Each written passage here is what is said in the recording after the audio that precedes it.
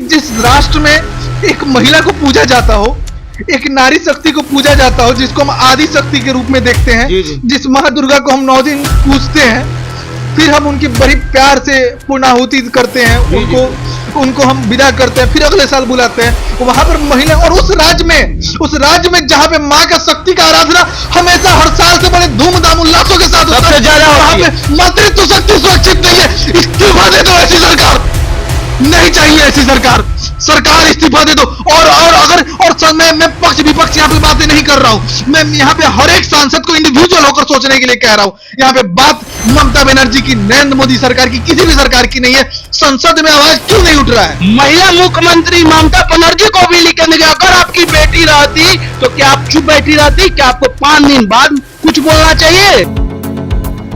नमस्कार, आप देख रहे हैं फाइनल पोस्ट आदर्श के साथ। कोलकाता में एक मेडिकल कॉलेज में एक ट्रेनिंग डॉक्टर के साथ रेप कर दिया जाता है और रेप करने के बाद उसके सबूत को मिटाने की कोशिश की जा रही है।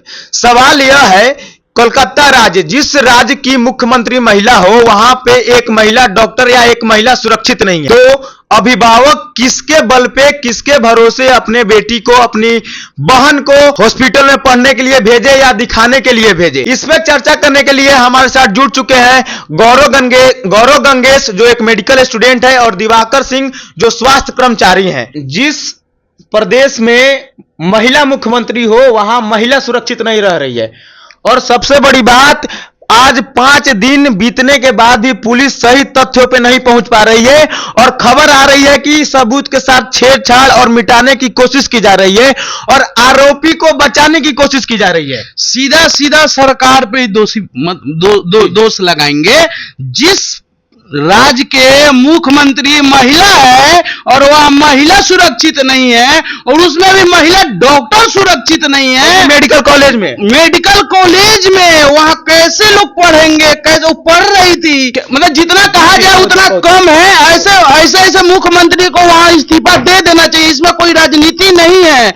हम सीधा उनके ऊपर इसलिए बोले कि महिला मुख्यमंत्री है, महिला सुरक्षित रहना चाहिए। पूरे डॉक्टर में आक्रोश है। कितने मरीज, लाखों मरीज आज गए, कहीं इमरजेंसी ठप है। इसका दोषी कौन है? हम सभी दोष उस ममता बनर्जी को देना चाहते हैं।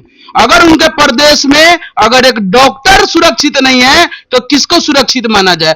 वो तो डॉक्टर है, तो ये कहिए कि इतना बड़ा कांड खुला, ऐसे हजारों होते होंगे उनके प्रदेश में, कोई पुलिस नहीं कुछ करता होगा।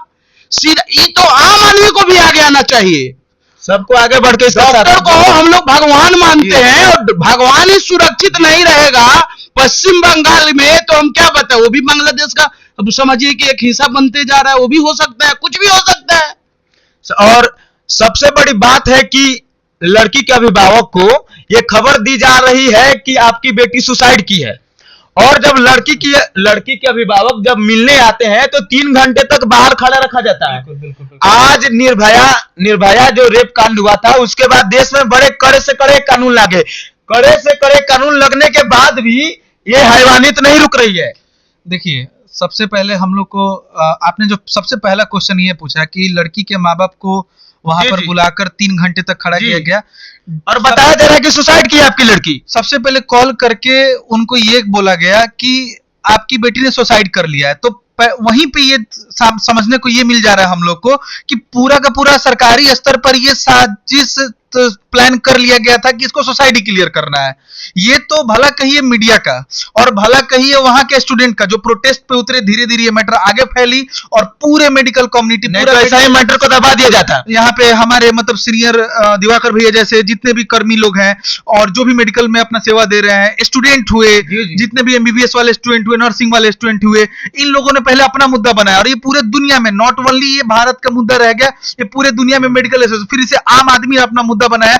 तब जाकर कहीं 5 से 7 दिन बाद एक राज्य की महिला मुख्यमंत्री, जिस राज्य के महिला के साथ ऐसा हो गया था, वो ये कहती है कि 10 दिन में मुजरिम को पकड़ा जाए। ये कहां का इंसाफ है? मैं सीधे दिवाकर भैया के बात के साथ में जाते हुए मैं ममता बनर्जी से इस्तीफे की मैं मांग करता हूं। 1 सेकेंड भी आपको नहीं रहना चाहिए उस पद पे। तत्काल प्रभाव से पहले आपको इस्तीफा देना चाहिए और मुख्यमंत्री बाद में तय होगा। आप अभी इस्तीफा का पेशकश कीजिए और जल्दी से जल्दी इस पे कार्रवाई आगे कीजिए। और मैं एक बार आपको मतलब मैं थोड़ा टेक्निकल बात में करना चाहूंगा। मैं हैवानियत की तरफ मैं सारे जनता को खींचना चाहूंगा। हैवानियत इस प्रकार की हुई है कि एक बार में 7 मिलीग्राम स्पर्म इजैकुलेट करते हैं हम लोग एक क्वाइटस के वक्त में। मतलब जब हम संभोग करते हैं तो एक बार में 7 मिलीग्राम हम स्पर्म को इजैकुलेट करते हैं। लगभग 151 मिलीग्राम स्पर्म उनके प्राइवेट पार्ट में लिक्विड उनके प्राइवेट पार्ट में पोस्टमार्टम के बाद मिला है। और ये इसको कंफर्म किया है डॉक्टर गोस्वामी ने, जो अखिल भारतीय सरकारी मेडिकल संघ के महासचिव है। पूरा सामूहिक दुष्कर्म कहा जाएगा, सामूहिक दुष्कर्म कहा जाएगा नहीं, ये दिख रहा है और ये सामूहिक दुष्कर्म है। बात यहाँ 1-2 की नहीं है। हो सकता है कि एक को बलि पर चढ़ाया जा रहा हो, इसमें बाकी को बचाया जा रहा है। बिल्कुल शामिल सरकार के बड़े बड़े लोग भी हो सकते हैं। फिर क्या था नहीं था, ये मामला पूरा खुलना चाहिए। इस मामला को मैं फाइनल पोस्ट के माध्यम से ये कहना चाहूंगा कि पूरा परत दर परत खुलना चाहिए, क्योंकि 1-2 का और वो इंसान कह रहे कि मुझे फांसी दे दो, मैंने गलती किया, ठीक है, मान लिया उसने गलती, लेकिन बात 1-2 की नहीं है। हो सकता है कि उसको किसी तरह का दबाव दिया गया हो कि ठीक है तुम तो शामिल हो, तुम ले लो अपने ऊपर, तुम्हारे परिवार को हम देखेंगे। शामिल और लोग हो तो सारा परत दर परत खुलना चाहिए। आपके बात से मैं सहमत हूं कि इतनी गंभीर मामला और 5 दिन बीत जाने के बाद भी बड़े से बड़े देश के राजनेता जो आज छोटे मोटे मामले पे लड़ रहे हैं, और छोटा मोटा मामला अगर यही किसी नेता, बड़े नेता, किसी बड़े मंत्री, किसी मुख्यमंत्री के बेटे के साथ हुआ रहता तो आपके हर चीज मिल गया रहता, हर चीज उसके साथ हो गया रहता, पूरे दोषी जो भी पाएंगे आपके मिल गए रहते। एक आम आदमी के साथ ही हुआ और छोटा नहीं हुआ है, बहुत हैवानियत तरीका से हुआ है, जिसका मतलब क्या बोलने में शर्म आ रहा है। और जो किया है उसको कहने के बाद भी रेप हुआ है, यहाँ तक हुआ है। और इसमें हम लोग कैंडल मार्च निकालेंगे, अगर इस पे मतलब हम लोग बहुत सारा चिट्ठी भी लिखेंगे, पीएमओ को लिखेंगे, राष्ट्रपति को लिखेंगे, हर जगह। और यहाँ तक कि इस महिला मुख्यमंत्री ममता बनर्जी को भी लिखेंगे कि अगर आपकी बेटी रहती तो क्या आप चुप बैठी रहती? क्या आपको 5 दिन बाद कुछ बोलना चाहिए? आज सभी राजनेता को सत्ता दिख रहा है, सत्ता का बात आता है तो सभी नेता का ट्वीट और या क्या कुछ बयान भाषणबाजी चारों तरफ होती है। लेकिन जब एक बात बेटी की होती है, आम आदमी की बेटी की होती है, जिसके पिता अपने मतलब पैसे जुगा के कृषि भी करके अपने बेटी को भेजते हैं कि बेटी मेडिकल डॉक्टर बनी, और वो डॉक्टर अपने ही अस्पताल में सुरक्षित नहीं है, तो फिर कैसे क्या होगा? मैं आपको कुछ पहले मैं आपका टेक्निकल बातों पे मैं फाइनल पोस्ट के माध्यम से मैं नजर आप सबका लेना चाहूंगा कि देखिए होता क्या है कि सबसे पहले उनके जब पेरेंट्स को बुलाया गया तो 3 घंटा खड़ा रखा गया। दूसरी बात कि 3 घंटे के बाद उसके फादर को जब लाश दिखाया जाता है तो आंख से ब्लड आ रहा था, चश्मा कूचा हुआ था, आंख से पूरा ब्लड था। और दूसरा चीज कि ये जो हमारा पैर होता है ना, वो जो पैर तोड़ने का प्रयास किया गया, प्रयास नहीं, पूरा सुनिए, आप रो देंगे, मैं अभी रो दूंगा। मतलब क्या मैं कहूं, कुछ कह ही नहीं सकता, सारा का सारा शब्द ही नहीं है मेरे पास। इस तरह का सीन हुआ था ना, मैं जब पहली बार पढ़ा सुना तो मेरे आंख से उस समय आंसू आ गई थी। ये जो टेबल है जहां पे लाश रखा गया था, एक पैर टेबल के उस तरफ तो दूसरा पैर टेबल के इस तरफ था, मतलब इस तरफ जो पेल्विक गर्डल होता है ना, हमारा पेल्विक गर्डल, जब तक पेल्विक गर्डल टूटे नहीं तब तक इतना फ्लेक्सिबिलिटी तरीका से वो चीज नहीं हो सकता अलग। सीधा दिख रहा था कि हमारी उस बहन का पेल्विक गर्डल टूटा हुआ था, पूरा एकदम मतलब चीर दिया गया होगा।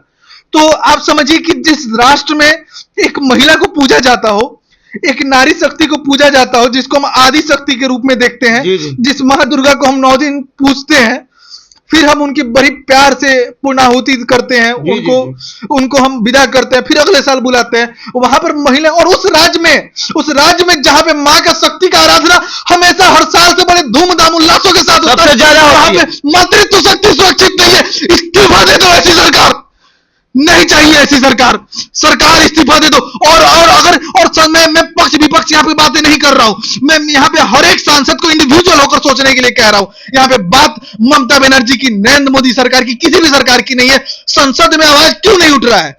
अगर 543 सांसद है तो मैं पूछना चाहता हूं, आप यहाँ पे भी रिपोर्टर की तरह मत सोचिए, आप अपनी उसको बहन समझिए, मानवता की तरफ सोचे, मानवता की तरफ। 543 सांसद में से 500 सांसद, कम से कम 543 सांसद आवाज अब तक क्यों नहीं उठाए? रोज इस पे चर्चा होनी चाहिए, तब तक चर्चा होनी चाहिए, और अगर जरूरत पड़े तो ऐसे सत्ता को छीन लेना चाहिए, सरकार को एक्शन लेना चाहिए। इस सत्ता को बर्खास्त करना चाहिए और महिला को सुरक्षित करिए। और यहाँ पर सिर्फ मतलब महिला सेंट्रिक में बात नहीं, सुरक्षा सबको देना है, चाहे पुरुष हो या महिला हो, लेकिन अगर अधिक सुरक्षा देने की बात आ रही है, अगर समाज में अभी भी कहीं भी न कहीं हैवानियत उस तरह की जिंदा है, तो इस हैवानियत को रोकना होगा, विश्व पटल पर रोकना होगा। हम भारत राष्ट्र का उन्नति का बात तब तक नहीं हम कर सकते जिस राष्ट्र में मातृत्व शक्ति को हम पूजते हो, जिस राष्ट्र में मातृत्व शक्ति को मतलब हम आरती दिखाते हो। कितने प्यार से हम लोग नवरात्रि में हम एक बेटी का पूजा करते हैं, और क्या मतलब एक सेकंड के लिए हर इंसान के अंदर हैवानियत कहीं ना कहीं छुपी होती है। तो उस हैवानियत को कैसे रोका जाए, सरकारी स्तर पे इसको बड़े पैमाने पे इसको मतलब ऐड लाइए, अलग अलग तरह का आप ऐड लाते हैं, क्यों छुपाना है, खुलकर बात करें। और बड़े से कड़े कानून लगने चाहिए। कानून तो यार अब बड़े से कड़ा लग चुका है, अब तो फांसी की सजा आई थिंक दिवाकर भैया हो चुकी है, तो फिर भी लोग नहीं मान रहे हैं, क्योंकि अब दिवाकर भैया मतलब जहां तक मेरा नॉलेज है, अब हर चीज सामने नहीं आता है मीडिया का। जैसे आपने पहले ही पॉइंट को नोट किया कि हर चीज मीडिया के सामने नहीं आता है, रोज रेप होते हैं, बहुत सारे होते हैं। तो ये हमको लगता है कि सामाजिक स्तर पे बहुत तेजी में सरकार, बहुत सारे आवाज को दबा दिया जाता है। बहुत सरकार को अब हर चीज, पुलिस तो दंड आप रखिए ही, लेकिन सरकारी स्तर पे बात कीजिए, एजुकेशन पॉलिसी में डालिए, गांव-गांव जाइए, इस सब चीज को समझाइए, लोगों का मेंटेलिटी को चेंज कीजिए, जबरदस्ती कीजिए, जल्दी कीजिए, इसके लिए एक्शन प्लान बनाइए, टीम बनाइए। और आप भी फाइनल पोस्ट के माध्यम से अक्सर महीने में 1-2 बार डिबेट महिला सुरक्षा पे ऐसे ही कराइए, अवेयरनेस की तरह अवेयरनेस प्रोग्राम चलाइए। आप हमें भी जोड़ लीजिए, मेडिकल से रिलेटेड ये और सारे लोग को जोड़ लीजिए, अगर आपको जरूरत पड़ी तो मैं और सारे मेडिकल से रिलेटेड टीम को मैं जोड़ूंगा आपके साथ। तो अवेयरनेस फैलाइए। फाइनल पोस्ट पर मैं आज उम्मीद करूंगा कि हमारे इस डिबेट के बाद महीना में एक प्रोग्राम सिर्फ अवेयरनेस से रिलेटेड फाइनल पोस्ट पर आ रहा होगा। आज हमारी सरकार अमृत काल की बात करती है, बोलती है अमृत काल में भारत विकास करेगा और विकसित देश बनेगा। नारी सशक्तिकरण का बात करती है, लेकिन नारी ही सुरक्षित नहीं है। बेटी पढ़ाओ बेटी बचाओ, और नारी ही सुरक्षित नहीं रह रही है। बेटी पढ़ाओ बेटी बचाओ, ये नारा बहुत दिन से, जब से मोदी सरकार बना है तब से बेटी पढ़ाओ बेटी बचाओ, तो नीतीश कुमार का नारा है। अलग तरीके से और ये बेटी पढ़ाओ, कैसे बेटी पढ़ाएंगे, कैसे हम अपने बेटी को बाहर भेजनेंगे, पढ़ेंगे। उस राष्ट्र में जिस राष्ट्र में महिला प्रधानमंत्री भी रह चुकी है, महिला राष्ट्रपति, वर्तमान में द्रौपदी मुर्मू जी महिला राष्ट्रपति भी हैं।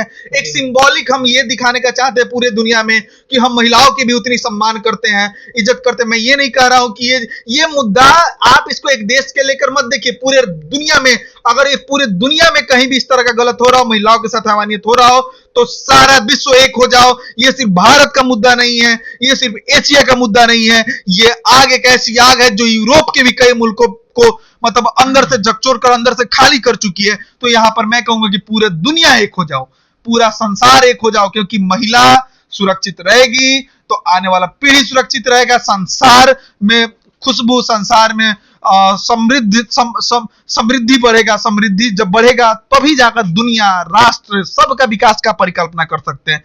जिस समाज जो दरिंदा है वो भी तो किसी माँ के गर्भ से पैदा लिया है, उसी जगह से भी पैदा लिया है। जो मांस का लोथरा के लिए जो हैवानियत किया है, उसी से दूध पी के बड़ा हुआ है। अब उस चीज को वो मतलब इतना गलत तरीका से कहा जा रहा है कि सुनने पर रोंगटे खड़े हो जा रहे हैं, रोए खड़े हो जा रहे हैं। ज्यादा दर्दनाक अगर हमको सामने मिले तो हम शूट आउट कर दें, उसको मार दें, हम ऐसा लग रहा है कि अगर सामने आ जाए तो। लेकिन हम लोग चिट्ठी लिखेंगे, पीएमओ को, स्वास्थ्य मंत्री को भी आना चाहिए और इसे कड़ी संज्ञान लें। बिल्कुल, इसके लिए हम लोग जो हो सो करेंगे। आगे हम एक बार ऐसा ही घटना हुआ था, मिलिट्री वाले के ऊपर बोले थे भीम सिंह, हमको याद है, बहुत छोटे थे, अभी मैट्रिक इंटर में पढ़ते थे, तो हमको लगता 20,000 स्टूडेंट मोतिहारी में लेके चले थे। अगर उम्मीद आएगा तो हमारे पास वो गट्स है कि हम ईंट से ईंट बजा देंगे हम लोग। लेकिन उसको न्याय चाहिए तो न्याय देना पड़ेगा उनको, सरकार को और मुख्यमंत्री को। तो हम सीधा सवाल करते हैं, उनको इस्तीफा दे देना चाहिए। आप एक नारी हैं, अगर आपके साथ अगर हुआ रहता उस तरह का, आप क्या करती? चाहे आपके बेटी के साथ हुआ रहता, आपके किसी कजन के साथ हुआ था, किसी बड़े नेता का बेटी के साथ हुआ रहता था, क्या होता? किसी बड़े पदाधिकारी के साथ हुआ रहता था, वो क्या करता? वो भी तो किसी के बेटी है, वो भी किसी मतलब क्या बोला जाए, इसमें से जितना बोला जाए, जितना गाली दिया जाए, उतना कम पड़ जाएगा। मैं चाहूंगा कि सारा बात के अलावा फाइनल पोस्ट मुद्दा को पकड़े और हमेशा इस पे आवाज उठाते रहे, क्योंकि देखिए बात है कि 7 मिलीग्राम स्पर्म एक बार में इजेकुलेट होता है।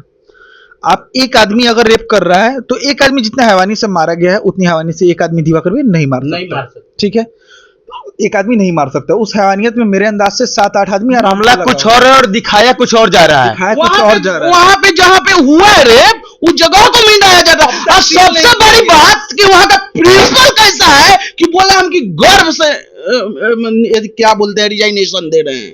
सबसे पहले तो प्रिंसिपल को भी इस मुख्य धारा में जोड़ देना चाहिए कि बेहुदा है बोल रहा है कि कौन सा ऑफिस टाइम में, ऑफिस टाइम में अगर हम जा रहे हैं तो हम सुरक्षित नहीं है। सवाल और शक के घेरे में यहाँ सभी हैं। हो सकता है कि प्रिंसिपल का राइट हैंड, बड़े से बड़े लोग शामिल हो सकता है कि डीन का कोई राइट हैंड भी शामिल हो सकता है सरकार का बड़ा आदमी शामिल हो सकता है कोई नेक्सस चल रहा हो, ठीक है, कि उसमें कॉलेज तक वो आंच आ रही हो, तो बहुत कुछ हो सकता है। इस सवाल में सब कोई शामिल है। और 7 मिलीग्राम यदि एक आदमी रिलीज करता है, मैं मानता हूं 10 और मैं मानता हूं कि 5 बार किया, वो 7 बार उसने रेप ट्राई किया। 70 मिलीग्राम दिवाकर भैया, फिर भी वो नहीं। उससे ज्यादा एक मेडिकल प्रोफेशनल होने के नाते मैं दावे के साथ कह सकता हूं एक आदमी हैवानियत करते वक्त 3 से 4 बार से अधिक नहीं कर सकता है हैवानियत। यहां पे ज्यादा लोग शामिल हैं। सबको मौत की सजा हो, मैं सबको फांसी पे झूलता हुआ देखना चाहता हूं। मैं ही नहीं, फाइनल पोस्ट भी देखना चाहती है और सबको। और मैं फाइनल पोस्ट की एडिटर इन चीफ से बस मैं एक ही रिक्वेस्ट करूंगा कि आप हर महीने में एक बार अवेयरनेस प्रोग्राम बिल्कुल चलाइए। बिल्कुल अवेयरनेस प्रोग्राम हर महीने बस 100 आना चाहिए। हर संडे को हम लोग रखेंगे और हम लोग चलाएंगे, बिल्कुल चलाएंगे हम लोग। और ये मोतिहारी चंपारण एक सत्याग्रह की धरती है और यहाँ से शुरू होगी और हम लोग एक मुकाम पर पहुंचेंगे। बहुत बहुत धन्यवाद। इस रेप ने यह साबित कर दिया है कि सरकार के बनाए कानून से कुछ नहीं होगा। सरकार ने अब तो फांसी की प्रावधान भी कर दी है, लेकिन हमें अपनी मानवता को जगाने की जरूरत है। हमें जिंदा दिल बनना है, मुर्दा दिल नहीं बनना है। और जब तक यह मैटर अगर सही जगह नहीं ले जाते हैं तब तक फाइनल पोस्ट इस मुद्दे को उठाते रहेगा। नमस्कार, बने रहिए फाइनल पोस्ट के साथ।